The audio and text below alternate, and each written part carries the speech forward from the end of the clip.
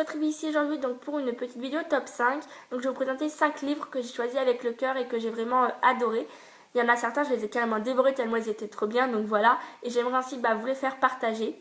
Donc je vais vous présenter en premier celui que j'ai le moins aimé des 5 et finir par celui que j'ai adoré, le meilleur pour la fin bien sûr. Donc on va commencer avec Le racisme expliqué à ma fille de Tor Benjeloum, édité aux éditions Seuil. Donc pour ceux qui ont été voir ma vidéo précédente, c'était un point lecture. Vous avez pu voir ce livre car j'étais en train de le lire justement. D'ailleurs je l'ai déjà fini.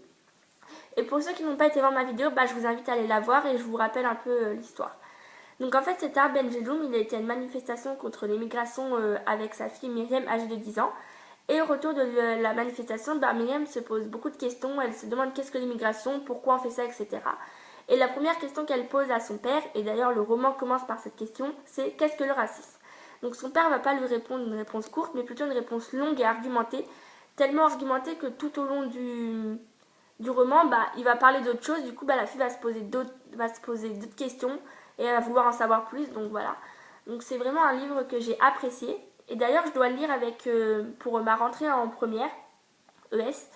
Je dois le lire et c'est un roman argumentatif. Donc après, avec les réponses du père, j'ai compris pourquoi c'était un roman argumentatif. Et je trouve que c'est donc déjà pourquoi j'ai trouvé deux choses, pourquoi ils nous l'ont fait lire qui étaient bien. La première, c'est parce que déjà le contexte, je trouve qu'en ce moment, avec ce qui se passe en ce moment, je trouve que c'est vraiment dans le bon contexte qu'ils nous le font lire. Donc on se met le contexte du livre, c'est un peu avec le contexte dans ce moment, d'ailleurs. Voilà, c'est un peu dommage, mais bon. Et la deuxième chose, c'est que les réponses argumentées du père, ça peut nous entraîner pour les commentaires composés en première. Donc c'est vraiment, bien. Ensuite, j'aime bien la couverture avec un personnage noir et un personnage blanc. Je trouve que c'est souvent entre le noir et les blancs qu'il y a du racisme. Donc c'est vraiment sympa, j'ai trouvé ça sympa. Donc voilà. Pourquoi il est en 5e position? Tout simplement parce que vers un peu plus de la moitié, il y a une espèce de dossier. Donc dans ce dossier, il y a des critiques de l'auteur, où il y a des critiques du livre, il y a des poèmes, il y a des choses qui parlent du racisme. Et donc après ce dossier, il fait à peu près il y a une cinquantaine de pages, non, un peu moins quand même, 30 pages, ouais, bon, à peu près. Et donc on pense que le roman est fini, et non, il y a un autre dialogue qui est 7 ans plus tard. Myriam a grandi et se rend compte que le racisme n'a pas forcément diminué, et du coup elle repose d'autres questions à son père. Donc voilà, donc ce dossier ça m'a un peu coupé dans mon œil parce que ce dossier était vraiment pas forcément bien. Et du coup je me suis dit que c'était la fin du roman, et non, le roman continue encore. Du coup dans la deuxième partie du dialogue j'étais plus j'étais pas à fond dedans. Donc c'est ça qui m'a un peu déçue, voilà. Mais sinon franchement vous le conseille fortement, donc au pire ne lisez pas le dossier. Enfin c'est pas bien, mais bon, vous pouvez sauter ce dossier parce que franchement il n'était pas forcément intéressant. Bon voilà, je l'ai lu, ça m'a plu, certaines choses m'ont plu, certaines d'autres non, bon, plus de choses ne m'ont pas plu, mais bon, voilà. Donc je vous le conseille fortement. Voilà. Donc ensuite, en 4e position, nous avons le tome 4 de C.C. Hunter, Né à minuit. On va recommencer. Le tome 4 de Né à minuit, écrit par C.C. Hunter et édité aux éditions Michel Lafourpoche. Donc si vous avez été voir ma vidéo présentation d'auteur, vous avez pu voir ce livre car j'en ai parlé. Et pour ceux qui n'ont pas été voir ma vidéo, je vous invite à aller la voir et je vais vous parler de ce livre. Donc en fait c'est d'abord, je vais vous présenter à peu près l'histoire. Donc dans les 3 premiers tomes, c'est Kylie, une fille qui fait beaucoup de bêtises, et du coup ses parents décident de l'envoyer dans un camp pour l'été. Sauf que ce qu'ils ignorent les parents, c'est que dans son camp vivent surnaturels, donc loups, des vampires, des fées, etc.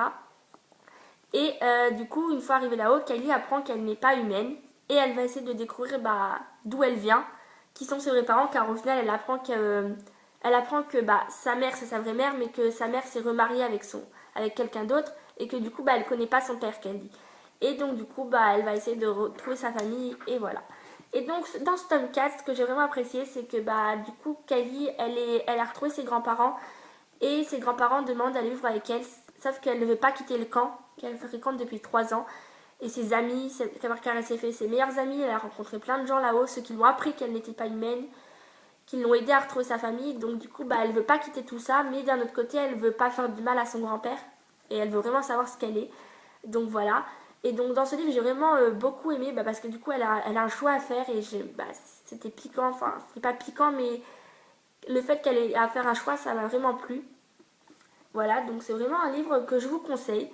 Donc pourquoi je l'ai placé en quatrième position, bah, il n'y a pas forcément de raison, mais c'est parce que bah, les 3 autres livres que j'ai mis dans le top, les 3 premiers livres que j'ai préférés, bah, ils avaient un petit plus que celui-là n'a pas. Voilà.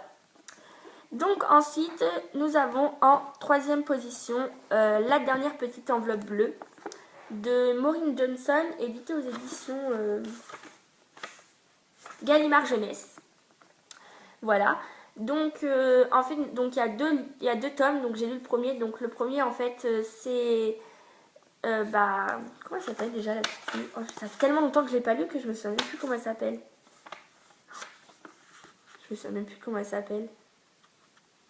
Ça fait tellement longtemps que je l'ai pas lu. Attendez, il doit être là. Pas merde. Ah, là. Comment elle s'appelle déjà? Ah oui, Ginger. Voilà. Le nom déjà... Voilà, le nom déjà a du mal à retenir. Bon, désolé, excusez-moi pour ce petit contretemps. Donc voilà, en fait, Ginger, sa tante est décédée. Et du coup, elle apprend que sa tante lui a laissé un carton avec 13 enveloppes.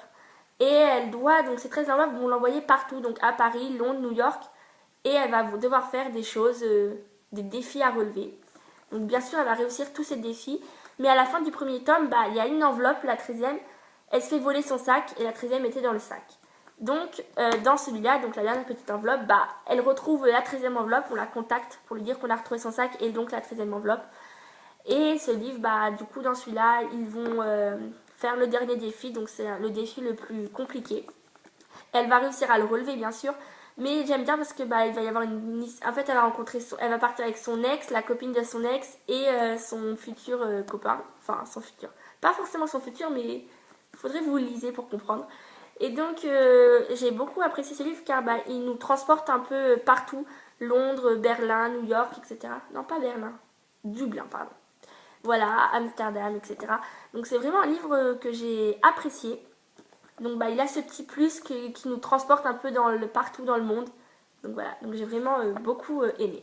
Voilà. Encore désolée pour le contretemps de tout à l'heure, mais je me souvenais plus comment ça s'appelait. Ça fait tellement longtemps que je ne l'ai pas lu. Voilà, excusez-moi.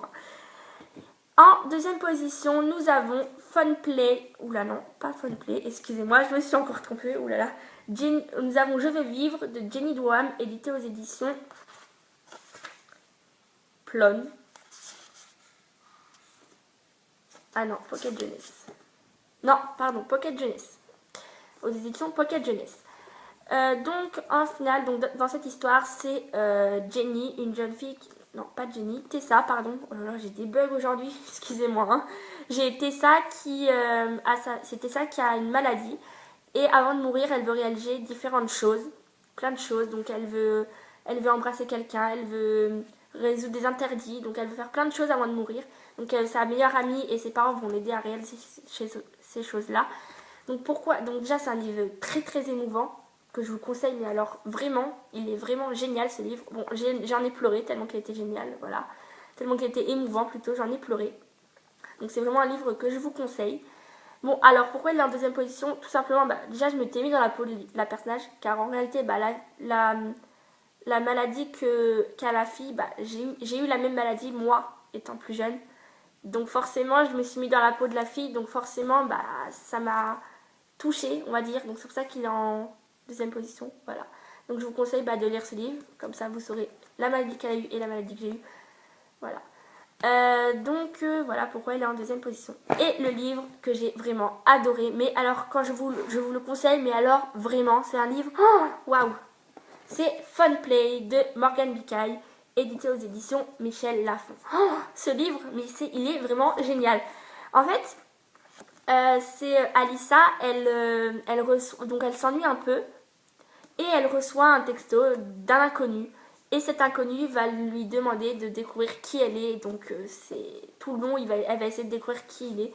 Et franchement, c'est un livre, mais il est vraiment génial. En fait, je sais pas pourquoi il est. En fait, c'est vraiment déjà derrière. Vous voyez, il y a le texto, voilà. Et donc elle va parler avec lui et on sait jamais on sait pas c'est qui l'inconnu. Donc nous aussi, on cherche à savoir qui c'est. Donc c'est vraiment un livre que je vous conseille. Et comment je l'ai connu? En final, je suis sur Wattpad, je lis beaucoup de fiction sur Wattpad. Et il y avait celle-là, Fun Play. Et je l'ai commencé. Et donc, vu que je préfère lire sur roman papier et que j'ai vu qu'elle avait sorti le livre, j'ai acheté le livre. Je l'ai lu sur Wattpad et je l'ai acheté le livre. Donc, dans le livre, il y a plus de choses, mais vous pouvez le lire sur Wattpad si vous voulez. Mais dans le livre, il y a beaucoup plus de détails. Et je l'ai acheté. Et voilà. Donc, franchement, j'adore. Et aussi, Morgan Mika, il n'a que 15 ans. Et donc, pour une fille de 15 ans, franchement, son livre, il est vraiment génial. C'est un petit pavé de 350 pages. Et franchement, il est génial, quoi. J'ai vraiment adoré. Donc sur Wattpad, elle écrit le tome 2, mais je ne sais pas si elle va le sortir en livre. J'aimerais bien, mais je ne pense pas, parce qu'elle l'a pas encore fini sur Wattpad. Donc voilà. Donc j'espère que cette petite vidéo vous aura plu. Donc je m'excuse tout à l'heure pour mes bugs que j'ai eu. En ce moment, je sais pas, parce que je bug. Excusez-moi. Hein. Voilà. Donc on se retrouve la semaine prochaine donc pour un petit tag. Donc je vous laisserai découvrir ce que c'est. Allez, bisous bisous.